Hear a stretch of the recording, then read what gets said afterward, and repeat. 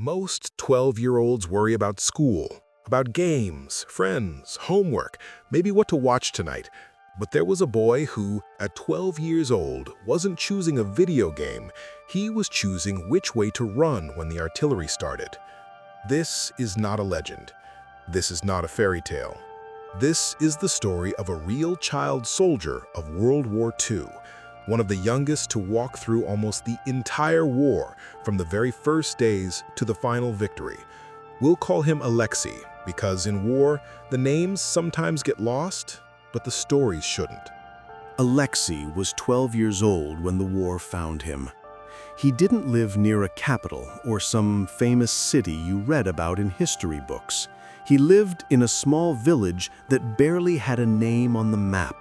A cluster of wooden houses, a dirt road, a little river where kids went to swim in summer. He knew the sounds of his world by heart: the creak of the gate, the barking of the neighbor's dog, the wind in the wheat fields. He did not know the sound that would end his childhood in a single afternoon. The sky started to hum, low at first, like a distant swarm of bees. Then it grew. Engines, many engines. Villagers stepped outside, shading their eyes, trying to make sense of dark dots moving across the sky. Alexei followed his older brother out into the yard. His brother was 16, taller, the one Alexei always tried to keep up with. "What are those?" Alexei asked. His brother didn't answer. He was already staring at the falling shapes under the planes. The first explosions didn't sound like in the movies. There was no dramatic slow motion, no music, just a brutal, deafening crack that turned houses into splinters and people into silhouettes running in every direction. That afternoon, Alexei watched his world catch fire. He watched the barns burn, the fields catch sparks, the road fill with screaming, running people. He watched soldiers he had never seen before march past his village with strange uniforms and expressions that told him one thing: whatever life was yesterday, it was over. By the time the smoke settled, Alexei had lost more than a house. He had lost the illusion that adults could always protect him. War had arrived, and it wasn't leaving. As the front moved and retreated, the village became a place of rumors.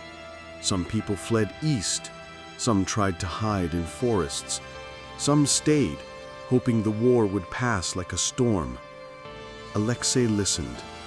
He listened to his mother's quiet sobbing when she thought he wasn't near. He listened to the older men trying to sound brave, pretending they understood what was happening. His older brother wanted to go to the army. "But you're 16, their mother said. "They won't take you."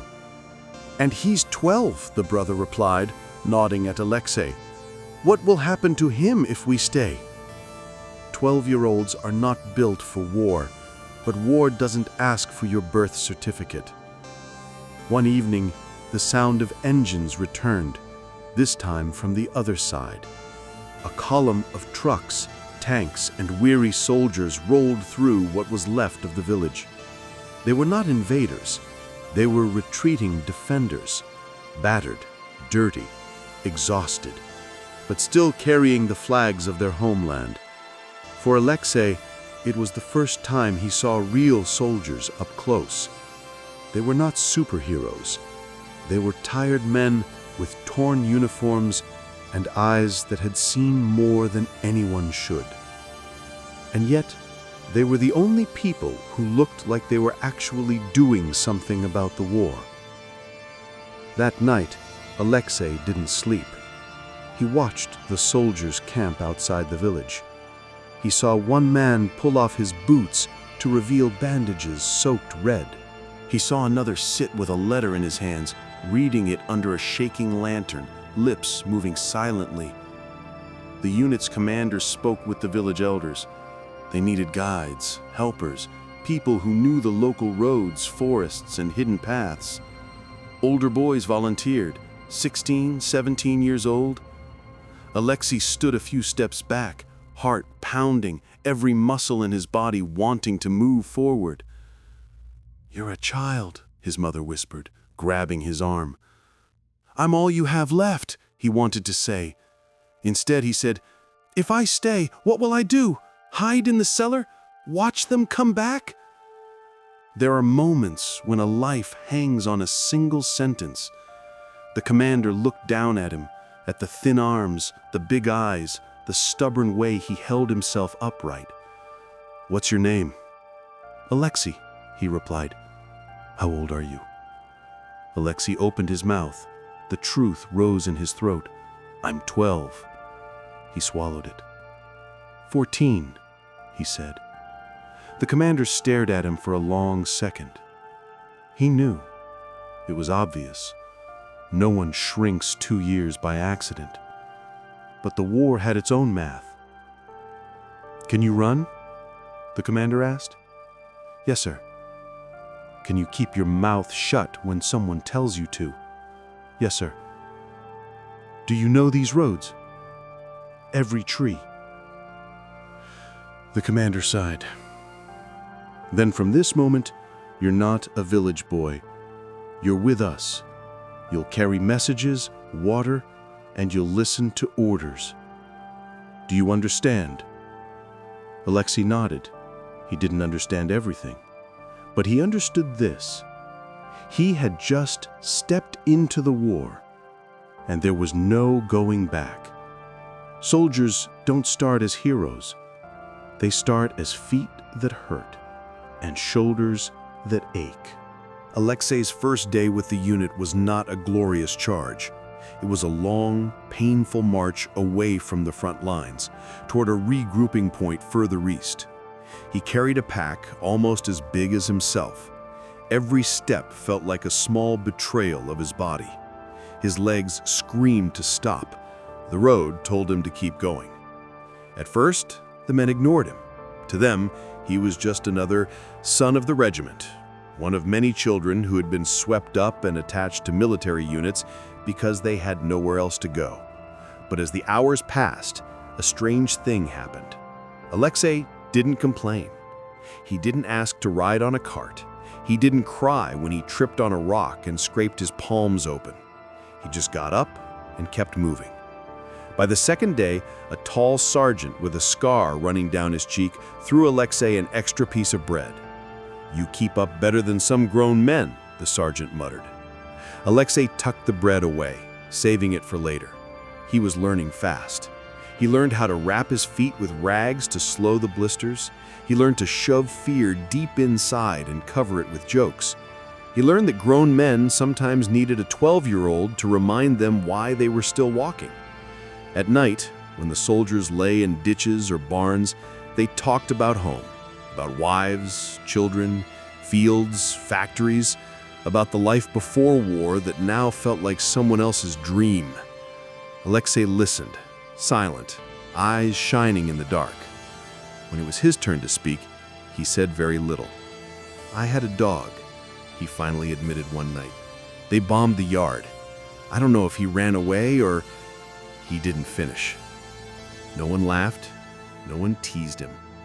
The hand reached out in the darkness and ruffled his hair. "Then you'll have another dog when this is over," a voice said. Alexei wanted to believe it. He wanted to believe there would be an after. But every day, the war gave him new reasons to doubt. His first real job wasn't shooting. It was running. The unit didn't always have working radios. Lines got cut. Static swallowed orders. So they used the oldest method in the world, a runner. Alexei became that runner. He learned to weave through trenches, duck under shattered trees, count the seconds between artillery blasts. "Don't be a hero," the commander told him. "Be fast, be small, be alive." The first time shells fell near him, Alexei dropped flat, heart hammering so hard he thought it would burst through his ribs. The ground shook. Dirt rained down on his back. Somewhere, someone screamed. He wanted to stay down and melt into the earth. But the paper in his hand, a folded scrap with a few scribbled words, might decide whether men lived or died. He got up. He ran. Later, when he handed over the message, his hands were shaking. The officer took one look at his pale face and said quietly, "You did fine, son." That night, Alexei lay awake, listening to the snores, the coughs, the quiet muttering of men in their sleep. He realized something terrifying. The war had not asked for his permission, but now it had his promise. He would keep running, again and again and again. Rumors moved as fast as bullets. The enemy was advancing here, falling back there, breaking through somewhere else. One autumn morning, Alexei's unit was ordered to hold a small crossroads near the forest. It wasn't on any famous map. No one would remember its name, if it even had one. But whoever controlled that crossroads would control the supply lines along that sector. They dug in, shallow trenches in frozen ground, mud, roots, stones. Alexei's job was clear: carry messages between the scattered positions. If the enemy tried to flank them through the trees, someone had to warn the others. The attack came with no grand opening, no trumpet, just the sudden whine of incoming shells and the scream of machine guns tearing into the cold morning air. Men shouted. The ground erupted. "Runner!" someone yelled. "Get to the left flank. Tell them—" Alexei didn't even wait for the rest. He grabbed the note and plunged into the trees. Branches whipped his face. Bullets snapped overhead, plucking leaves and splinters from the trunks. He stumbled, fell, got up, slid down a small ravine, scrambled up the other side. When he reached the left flank, the situation was worse than anyone had thought. The enemy was already trying to push through the trees, using them as cover, moving like shadows between trunks. The officer there took one look at Alexei, breathing hard, face covered in mud, and grabbed his shoulders. "Tell the commander we need artillery on this line now. If they break through here, they'll cut us off." Alexei nodded, but as he turned to run back, a new wave of fire swept the area. He dove behind a stump as bullets clawed the air. He had a choice: stay low, wait for the shooting to calm, risk being too late, or run now through the worst of it. He thought of the men in the trenches, the ones who had given him bread, wrapped his feet, ruffled his hair in the dark. He thought of the dog he had lost, the village that no longer existed. He ran. Later, when the artillery finally came down exactly where it was needed, when the enemy push broke and fell back into the forest, no one made a big speech.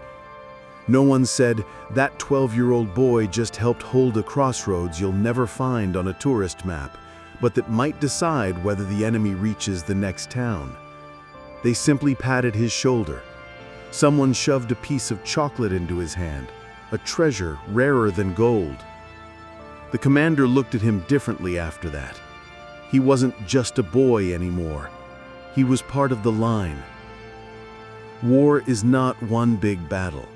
It's a long, grinding erosion of time.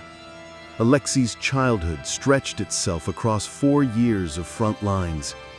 He spent birthdays without candles or cake, just another day of mud and orders. He learned the names of guns before he learned the names of distant capital cities.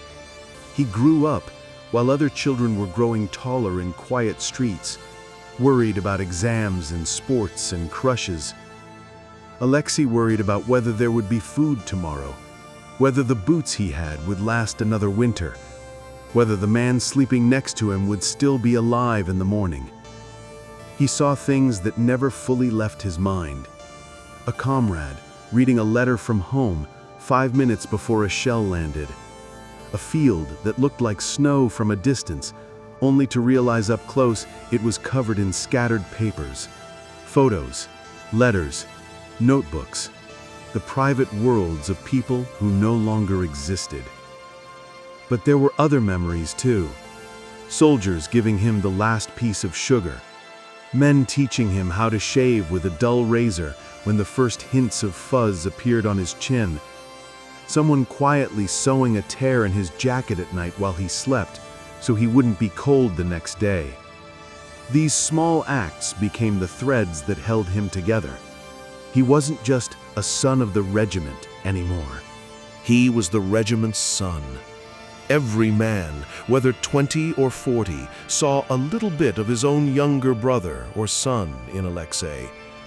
And Alexei, in turn, carried all of them inside him. For a long time, they didn't let him carry a weapon. "You're too small," the sergeant insisted. "You're fast, that's your weapon. Messages, eyes, ears, that's enough." But war never leaves things unchanged. By the time Alexei was 15, he wasn't a small boy anymore. He had the height of a teenager, the eyes of someone much older, and hands that knew what it meant to carry a wounded man back to the medic tent. One evening, as they prepared for yet another push, the sergeant tossed him something long and heavy, a rifle. The metal was cold, even through his gloves. "I thought you said—" "I said a lot of things," the sergeant cut him off. "Today, I need every man I can get, and you stopped being just a boy a long time ago." Alexei swallowed. He knew how to use it. Soldiers had shown him, in quiet moments, laughing, treating it like a game, as if they weren't really preparing him for the day when the game would end. That day had arrived. He didn't fire wildly. He didn't charge ahead screaming. He did what he had been trained to do. Listen, observe, aim carefully only when needed. When the battle faded that night, no one counted how many bullets he had fired. They counted something else, the fact that he was still there. Another day survived.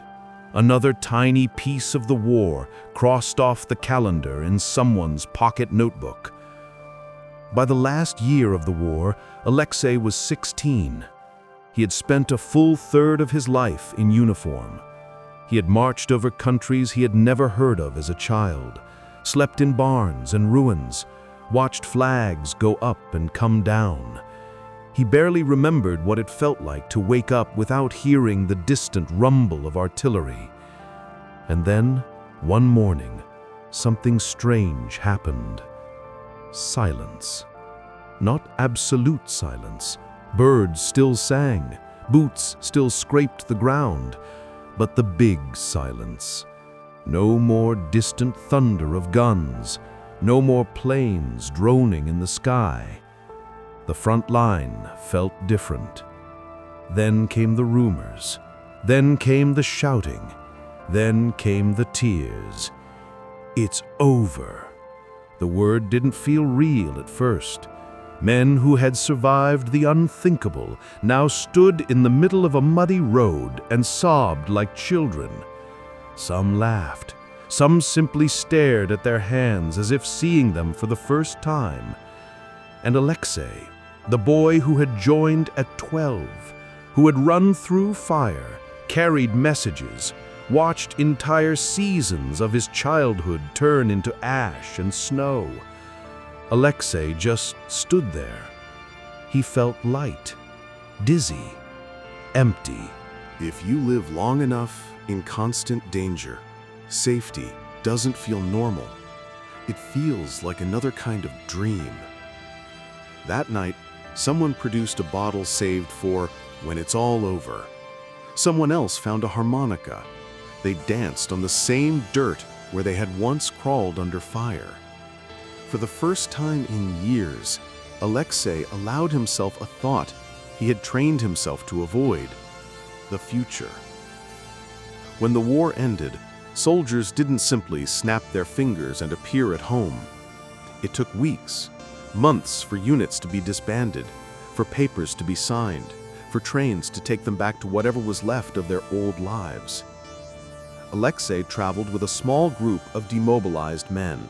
Some had families waiting, some didn't. They didn't wear glory on their faces. They wore the quiet exhaustion of people who had seen too much and were now expected to simply go back and live like everyone else. When the train finally stopped at the station closest to his old village, Alexei stepped down and felt something strange. Fear. Not fear of enemies, not fear of shells. He knew how to deal with that. This was the fear that maybe there would be nothing left to go back to. He walked past fields that had once been green and were now dotted with rusting metal and forgotten helmets, past trees that still held the scars of shrapnel. When he reached where his village was supposed to be, he stopped. There was no village, just a few broken chimneys, a bit of blackened wood, grass reclaiming space where houses had stood. The war had burned his childhood so completely that even its ashes were hard to recognize. For a long time, Alexei just stood there, unable to move forward, unable to step away. He had walked all the way from 12 to 16 through fire and snow, through front lines and victories, and now there was nowhere to lay that journey down. But the story does not end with ruins. In time, Alexei found distant relatives. He found a town where he could work, a place where people knew the word peace, not as a distant hope, but as a daily reality. He got a job. He learned to use tools that weren't designed to destroy. He learned to wake up without listening for artillery. He learned to be young again. Except now, he wasn't really young anymore. He had the ID card of a 16 or 17-year-old, but the memories of someone twice that age. When people asked, "What did you do during the war?" he didn't always know what to say. "I ran messages," he might answer. "I was with a unit." He rarely said, "I was 12 when I joined. I watched men die and kept moving. I saw things that still visit me at night." Some parts of the war went into the official records, battles, dates, orders, medals. Other parts, the small acts of courage, the silent endurance of a boy who refused to break, lived only in memories. But memory is a fragile thing. As the years passed, faces blurred, voices faded. And yet, whenever he heard marching feet on a movie screen or the sound of distant thunder, Alexei would feel his body tense, ready to run, ready to carry a message through a world on fire. You might be watching this on a phone in your hand, on a laptop in a warm room, maybe with headphones on, blocked off from the noise of the world. You might be 12, or 16, or 30. For you, war is something you see in documentaries, in video games, in news headlines. For Alexei, war was not pixels and soundtracks. It was the weight of a wounded man over his shoulders, the taste of stale bread shared between 5 people, the sound of a friend's laughter the night before he was gone forever. He didn't become a general. He didn't win a famous medal that school books are written about. He survived. Sometimes, that is the greatest act of courage of all. Alexei represents thousands of children on every side of the conflict. Boys and girls who were pulled into a world they never voted for, never chose, but had to survive anyway. Some of them carried rifles, some carried stretchers, some carried water and messages. All of them carried something no child should have to bear: the knowledge of how fragile life really is. If Alexei could speak to you now, what would he say? He wouldn't brag. He wasn't raised for that. Maybe he would say something like this: "I was 12 when the world asked me to be a soldier. I hope no 12-year-old is ever asked that again." He might tell you to take your ordinary days seriously, to appreciate how miraculous it is to have problems that don't involve shrapnel and hunger. He might tell you to remember people like him, not because he wants your pity, but because memory is the only thing strong enough to keep stories like his from disappearing. You and I are living in the after that Alexei and millions like him fought their entire youth to reach. If you made it this far into his story, you've already done something most people never do. You've given time to a name you never knew and a child you never met. But there is one more step. Stories like Alexei's don't survive by accident. They survive because someone chooses to listen, to retell, to pass them on.